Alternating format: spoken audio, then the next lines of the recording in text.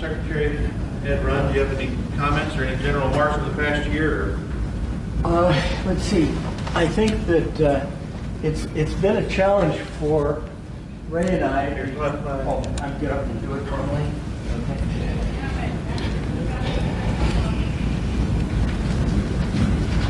It's been a challenge for Ray and I. We live, I don't know, 30 miles apart.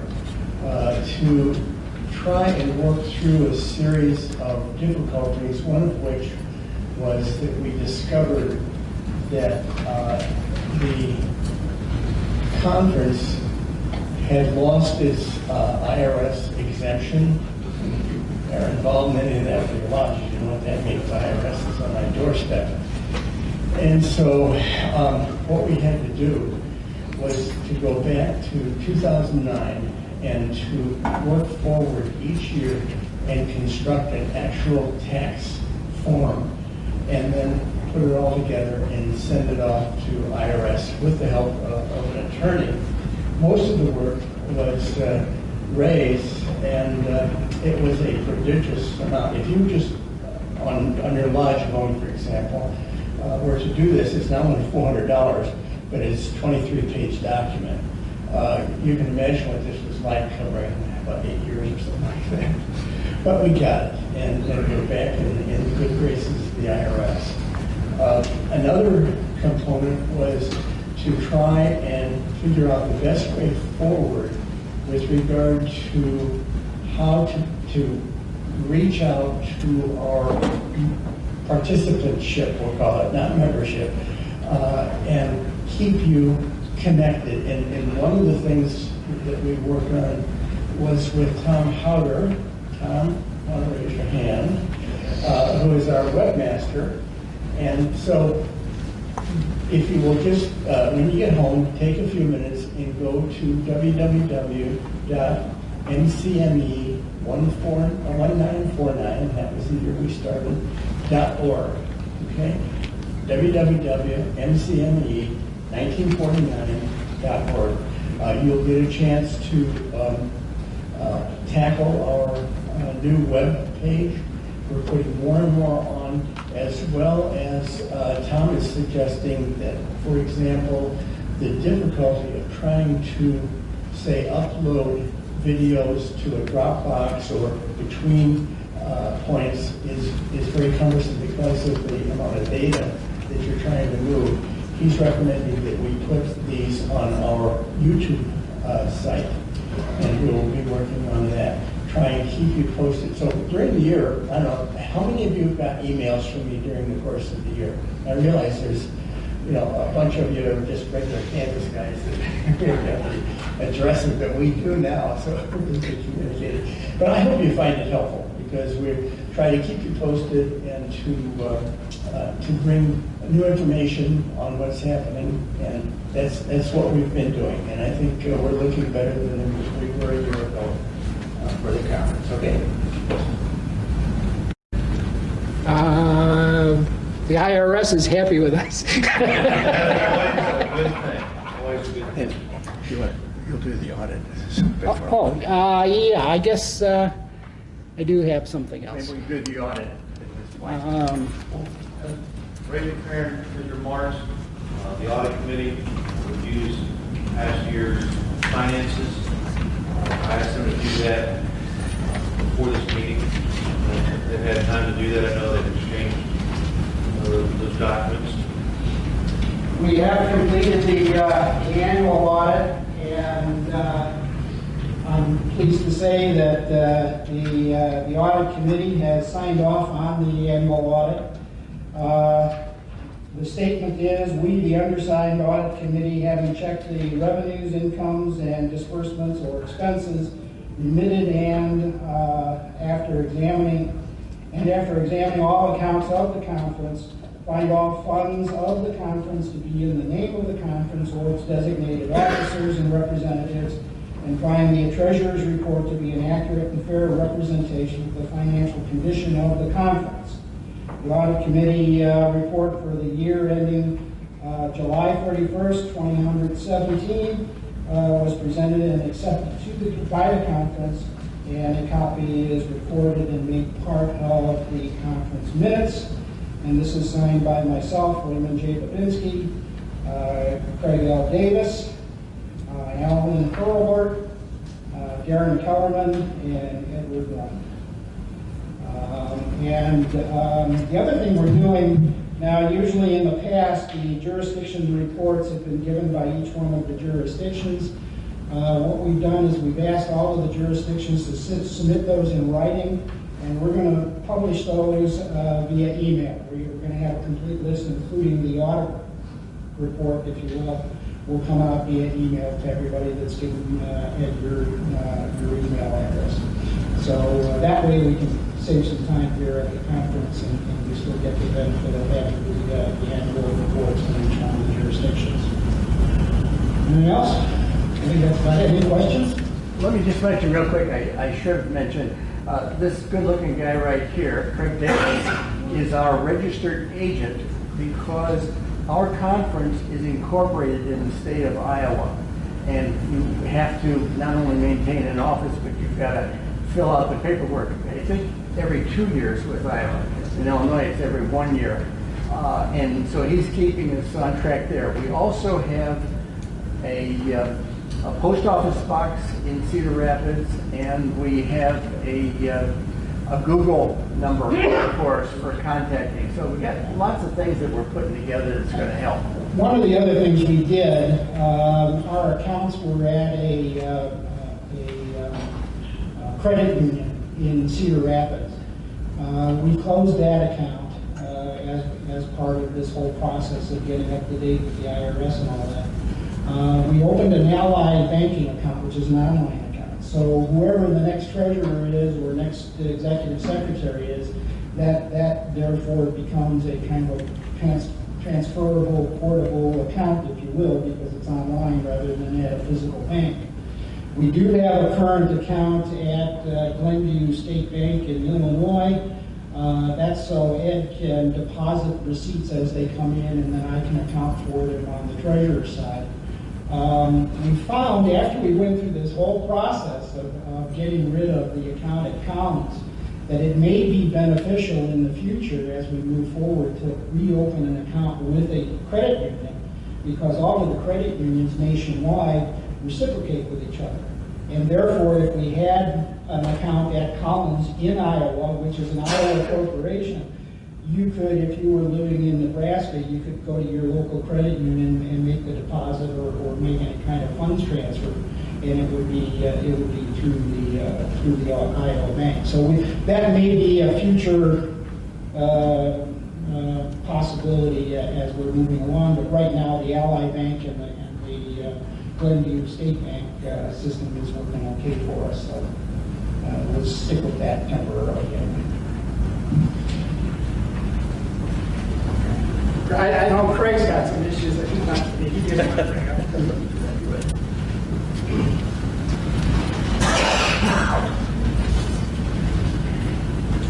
The chairman please step quiet. Good afternoon, brother. There's always got to be somebody that wants to read on the parade. So one of the things that I noticed as being part of the audit committee this year, and that in Article 5, Section 6, Articles, Organization, and Bylaws, in Section B, the audit committee shall be appointed by the president each year. Not a problem with that. The audit committee shall include the president, the treasurer, the secretary, and 2 additional regular members of the conference as named by the president. Now, I don't know how it works in your jurisdictions, but I've been to many lodges in our jurisdiction where you like to think the best of brothers, but sometimes when you put the wolf in charge of the hen house, something goes wrong. And I'm not saying that has happened, but I wouldn't say that would have happened in 3 lodges in the state of Iowa in the past year, where the secretary embezzled anywhere from $3,000 to $300,000. So it can happen, My problem is having the president, the treasurer, and the secretary as part of the audit committee.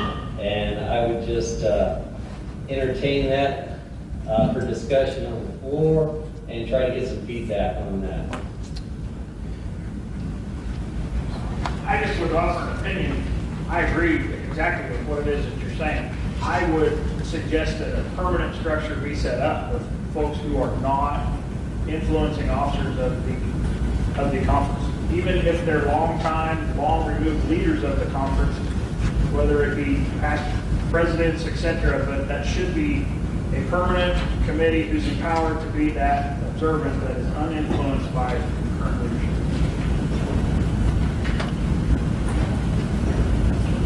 Any other comments? Craig? Could you stop that? We have that too in Michigan with investment. What we have found, I don't know if it fits in all situations, but if you have a secretary and there has to be 2 signatures on a check or 2 signatures on a transfer of money, that might bring that to a stop. I don't know, it might just slow down a bit, because if they're that busy stealing, you're going to try to find another way. Okay, and that's what we do. Now, you're recognize that most banks don't care if there's 2 signatures or 1 or 3. What we've done is we've set up a voucher and receipt system where both the secretary and the treasurer sign off on each transaction. And that paperwork was submitted to the audit committee for their review. So there, for every set of receipts and every set of expenditures, there is a dual signature and it's dated. Okay, then the audit committee looks at that and compares that to the registers and the statement, the bank statements, to do the audit. That was the solution we came up with. Another thing to consider is we only write about 10 or 12 checks a year. Well, this year about 20. Okay, 20. Yeah. Well, and that's what I'm saying. I trust these guys implicitly. I also trusted the 3 secretaries of the lodges that also took off with the money. I would recommend that the president appoint a committee for a committee of 3 each year to serve on that committee for audit review. I do not disagree with that. I think what will happen is after Yancy is elected here to be president, with the way the bylaws are written, any changes to the bylaws have to be, proposed changes have to be submitted like 180 days for the conference. We can all see them. Right. But right now, what we're going to recommend to Yancy after he gets elected here will be that he, of course, has to appoint the committee as structured. He can also appoint those other 2 at-large, or as many at-large members as he wants. That's important. Last year, the report came in that the way we're doing the audit does not meet the standard accounting practices.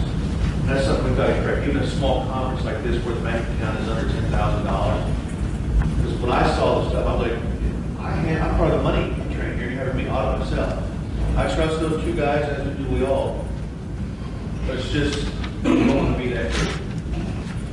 So we're going to talk with, Craig, is going to talk with Yancy and not myself, I guess. And we'll restructure those bylaws, present them so it's formally given here to vote on next year. Yeah, that's where we're headed, right? That's where we're headed. That's what needs to happen. I think we all agree on that. Yeah. I know most Alan Hurlburt has been on the audit committee as the chair for many, many years, and I reappointed him as that this year because he's a lawyer, works with the government, he's abstract title guy, he looks at those kind of things all the time. I trust him in my checkbook, but you can't. All right, and then there was another issue that I found in going through the expense reports and receipts. It is my understanding that under Article 7, Section 4, that the conference does not pay for speakers, it does not pay for gifts, it does not help. The jurisdiction's pretty much in charge of the conference if they want to do something special or different. The registration fees are here to cover the cost of the conference. I noticed in last year's report that there were payments made, and it does say you can give $1,000 advancement to help out with the conference as long as it's repaid, but I didn't see it was repaid. There was $1,000 given to North Dakota, item number 1005. And then a little farther down, I found item 1012, a Brent Morris expense and honorarium for $1,178.19. And a little bit farther down, another Brent Morris balance due expense and honorarium of $619.20. And then at the bottom of the list, expense number 1024, 2016 conference gift expenses that amounted $1,003.19. And according to our conference, the dues that we pay to belong to the conference are to be used for the secretary's use in the office and not for paying for speakers or anything like that. And I can read you the section of the article if you'd like or not, but I have it right here. It's those expenses incurred during the administration of an annual meeting not covered by the sum of participant fees shall be borne by the host jurisdiction. However, the conference is empowered to provide up to $1,000 in advance funds to any host jurisdiction needing the same. And he goes on, talks a little bit about. Just for clarification, Craig, and I understand where you're coming from, Yeah. but recognize that last year's conference, all of the registration fees were collected by the executive secretary. So the North Dakota wasn't building up a fund to pay bills out of. That fund came to us, and then we paid the bills on behalf of North Dakota. We had the dues collected separately from the registrations, but we actually collected the registrations. North Dakota didn't. Well, this year, that was not how I read this in the report. I understand, but that's exactly what happened. Unlike Cedar Rapids, in Cedar Rapids, you guys took care of the registrations and the expenses, and there was almost nothing as far as an expense to the conference. This year, the same thing. You have the conference expenses, and then the separate funds coming from dues are going directly to the conference. So their registration fees cover these expenses then? Right. Okay. Yeah. Okay. Well, that was not in the. I understand, and it just dawned on me as you were talking as to why that money was there, Right. versus it would have normally been paid by the host instead. Well, that's why we ask these questions. So Yeah. Thank you.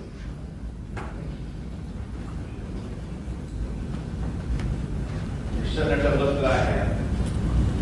Like they're talking about these bylaws, I have no clue. Are they on the website yet? Did you come in? Yes, no? Let's see, Tom? I don't think. If you give me a copy, it'll be there. Yeah. Because that's just it. I've had to ask for 3 copies over the years because I keep misplacing mine by 1,000 emails. They're interesting to look at. You just heard the conversations. We'll put them on that MWCME1949.com website. Or if you want a copy, email it to you. I don't know. That's what it's about. Ideally, next year we're going to have some restructures proposed for us. Those questions that folks want from Craig has written about the finances, you want to see them? Just ask. That's what this conference is about.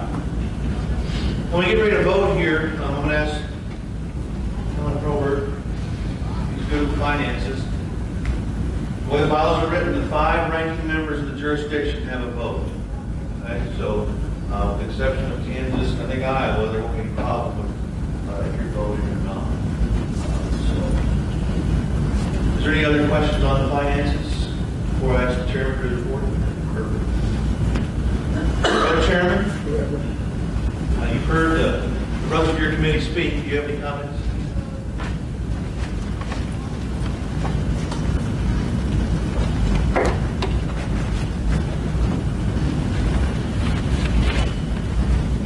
I think you did a good job.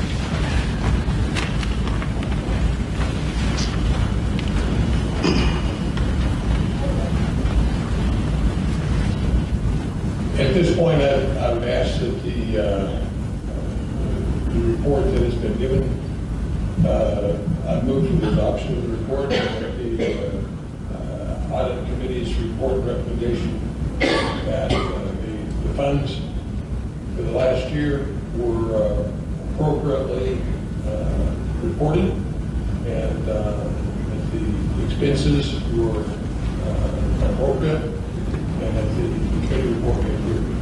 Second. Moved and second to approve the report as ordered again. It's been recorded through audio visual. All those in favor of accepting that report? Opposed, same sign.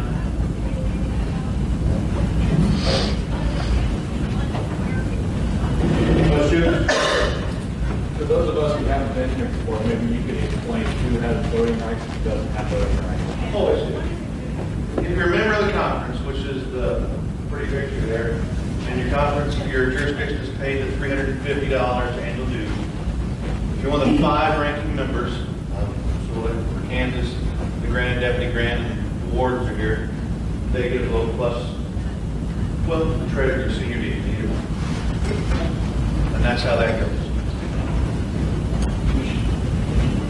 For next, speaking on finances for next year, Kansas and Iowa have pretty much done all the stuff in-house. Kansas is willing to give all assistance to South Dakota and Nebraska and doing it all in-house yourself. You're welcome. He says it is so simple and it makes the conference secretary's job a lot easier, especially on communication. Instead of when the stuff came in to us, we were able to shoot back out email responses letting you know, versus us having to send it to him or having to come into Kansas, having to go up to his home. So just a thought for those jurisdictions close to you in the future. Brother Morrow, we put out for necrology to all the members.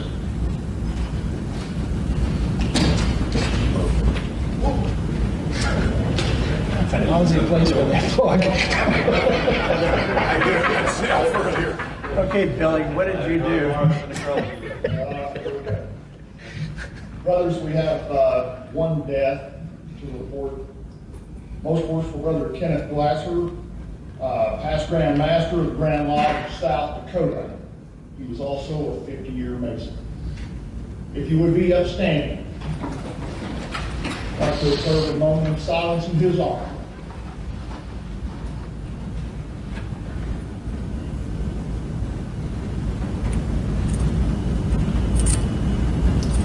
Thank you.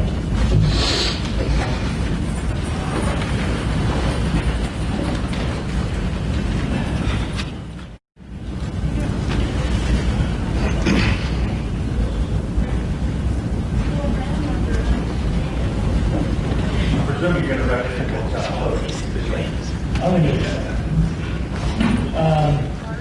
Good afternoon, brothers. My name is Alan Hurlburt, Deputy Grandmaster of South Dakota. Our Grandmaster, Yancy, you probably saw him exiting this morning with the shorts and the t-shirt and jumping line of a flight across the country. But we invite you to attend. I'm going to recommend South Dakota. How about that? And I guess we can vote on it. And we've already got flyers made. How about that? All right. And move to second, South Dakota next year? All right. So go ahead, John. Thank you, sir. Thank you. So we invite you to attend the 69th Annual Midwest Conference in Masonic Education. It will be held at the Best Western Grand Dakota Hotel in Rapid City, South Dakota. Our keynote speaker will be Worshipful Brother Mark Tavern, the Director of Collections from George Washington. So if you've never heard Mark speak, he's a fantastic speaker and some very, very interesting topics. And he's also an author. I will be very brief, which is what we all want, and I invite you all to come and participate. And I believe that everybody should have a flyer by now. We're getting close to it, and I hope to see you there, brothers. Nice job.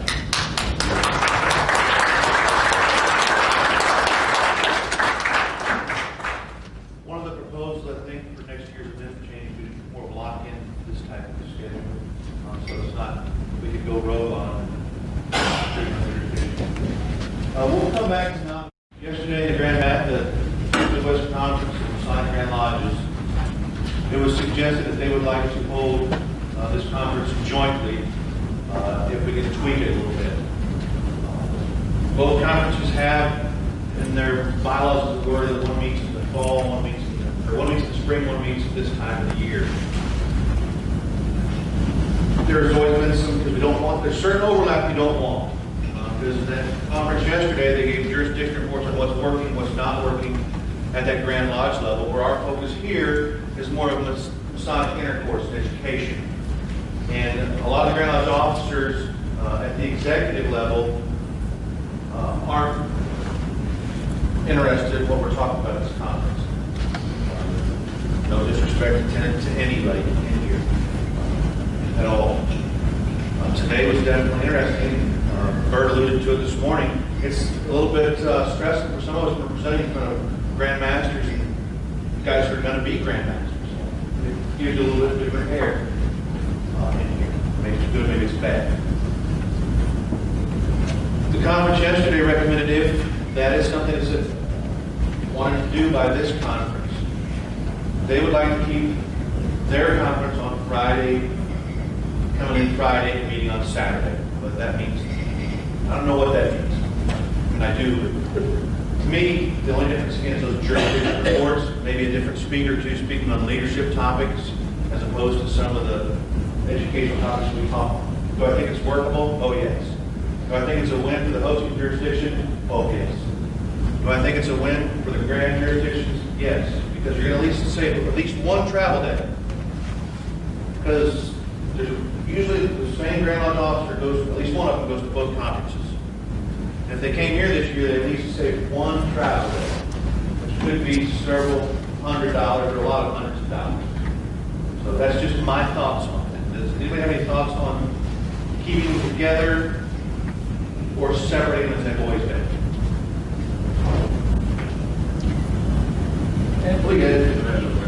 Yes.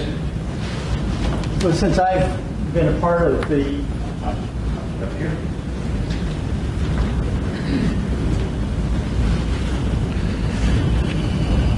Since I've been an active member of the Midwest Conference since 1991, I feel like I have a pretty good perspective on how this thing has evolved and the potentials that are coming. One of the things that I was always cognizant of was that on the one hand, we would have Grand Lodge officers occasionally come and participate in the Midwest Education Conference. There was some difficulty because of there not being regular practicing Masonic educators. And while we appreciated the power possibilities of us being supported more favorably by the Grand Lodge, it didn't seem to have as strong an effect as we would have liked. I think that one of the things that has happened in the last few years is that there has been a gradual movement of more Grand Lodge officers participating. We feel that it's important to keep these two separated because they have very different perspectives and modes of operation and so forth. I see the benefit that you're talking about in terms of having the host president be able to do things a little more simply because you're putting two together. But I really think that's a small trade-off compared to what would happen if we ended up, combining the two. For example, we have always had Friday evening, an all-day Saturday, and occasionally a part of Sunday for ours. What's this going to mean now? All of a sudden, we're going to be Tuesday, Wednesday, and Thursday, that kind of thing. So I think this is stuff we might want to talk about and discuss in the year to come rather than just summarily, move ahead. That's my position. You said we see. Who is we? We what? You said we see there's advantages and disadvantages. You're right. The Masonic Education Group. And I can, maybe I should point out everybody who has been coming over the years as a Masonic educator. Could you raise your hand? I know there's not an awful lot here, but there's There's a number. That's the we. So you're speaking for all those people who raised their Right, hand? as our education Would officer. I cannot speak for the would Grand everybody Lodge. raise their hand, who just raised their hand, who feel the same as he does, please? I don't think that's all of them. Okay. Well, that's the way it goes. I'm sure there has been experiences in the corporate America when all of a sudden a little company, oh my God, here comes a merger that we didn't see coming. So.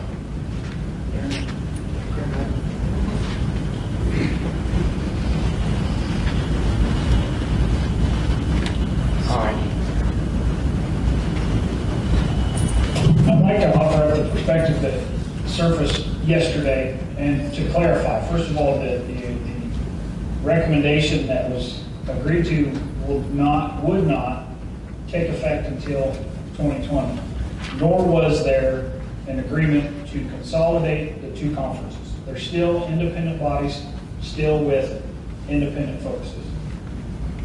My point that I didn't necessarily illustrate very good yesterday was this. This is a powerful group.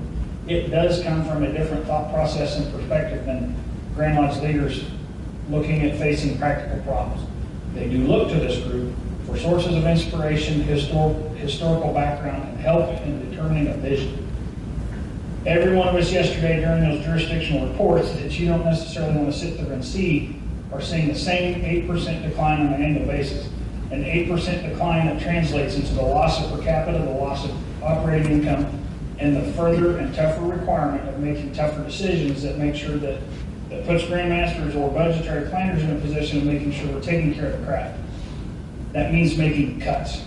We're not thinking of taking over a conference. We're thinking of finding a practical way in which Grand Lodges that are struggling financially can afford to continue to put bodies into this group. Thank you.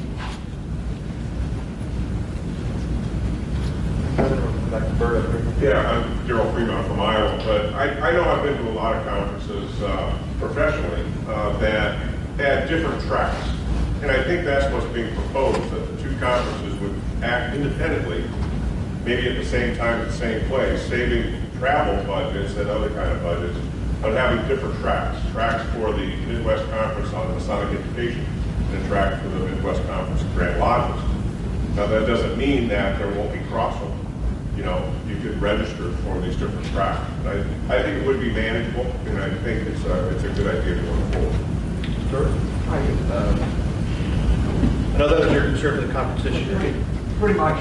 I think if the two conferences are to meet together, we would have this room here and perhaps another room there with entirely different programs, concurrent. And if there is some subsection that one member wants to attend both, it may be possible to run a program in the morning and the same program in the afternoon and switch it if there is an unusual circumstance like that. But it probably can be done. I think the differences are so great that the bodies, attendees would be different.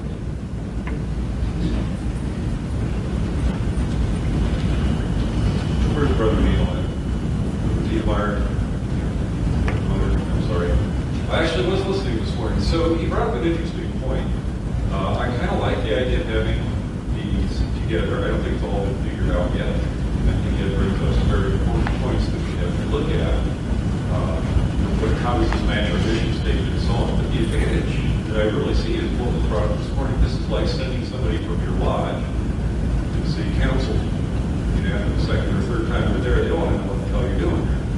Right? That was his thing this morning. So, same sort of thing. If we really want to, we complain, we've discussed aggressively about how oftentimes education is the stepchild, the stepchild of Grand Lodges.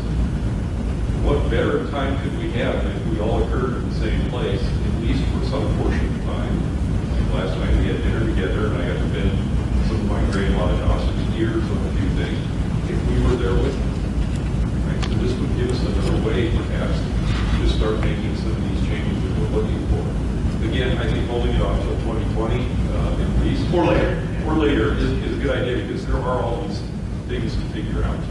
You know, so let's not do it tomorrow. But I think it's an opportunity for us to gain some traction.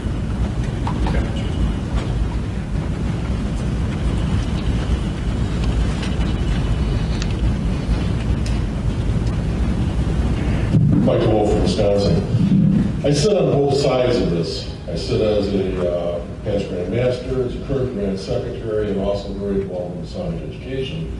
I've been coming to this since, what, 97 maybe, in that area, and I was president in 2004. Big recycle again.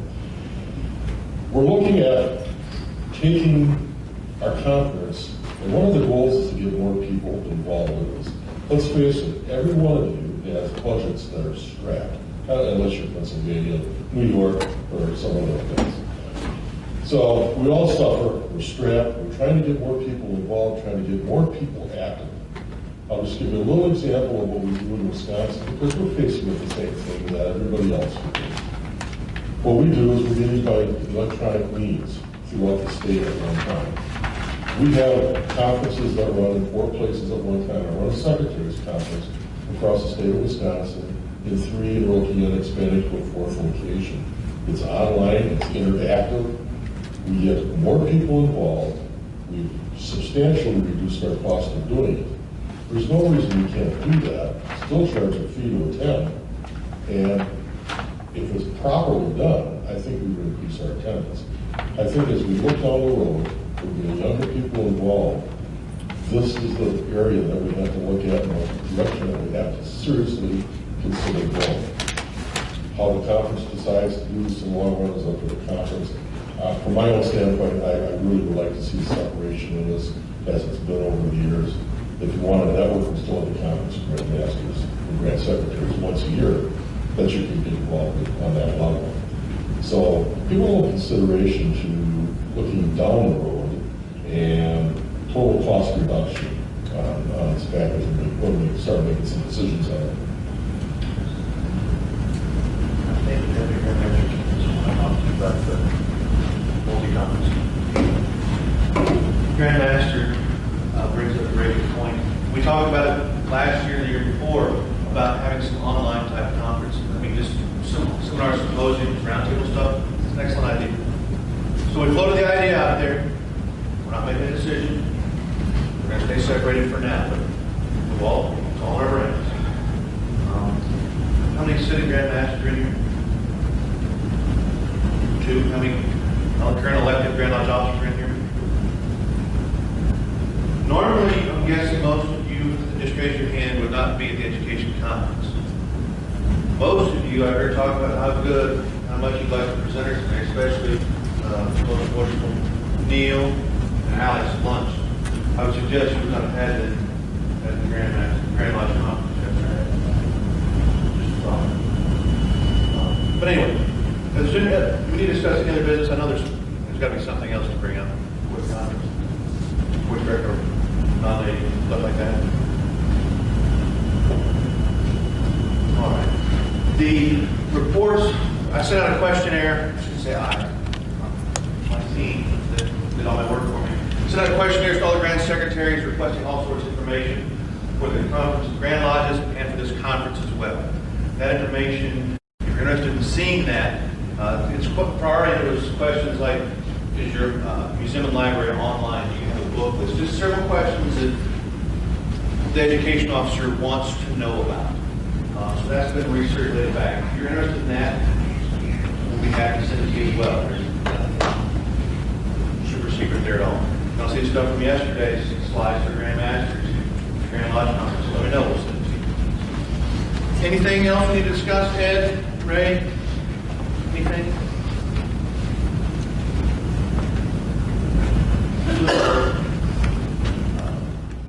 Selected earlier the vice presidents coming up the line. And there are 4 of those plus the president, is that correct? 3. 3. At one point we had 5 and it just got to be unwieldy. So basically, I mean, it's just a conference order, that's what happens. It doesn't have to be, but generally that's what it is. It's night at supper before Brother Perlman delivers his speech. We'll do a very simple installation ceremony where you're getting up and looking embarrassed and uncomfortable in front of everybody. His Ed gives you an obligation to say, and you basically say, I do or I will. For President Conference next year, I guess I'm President Yancy and I are the big guns on that, I believe, along with Ed. I would nominate Yancy Smith as president of conference. And nomination to close.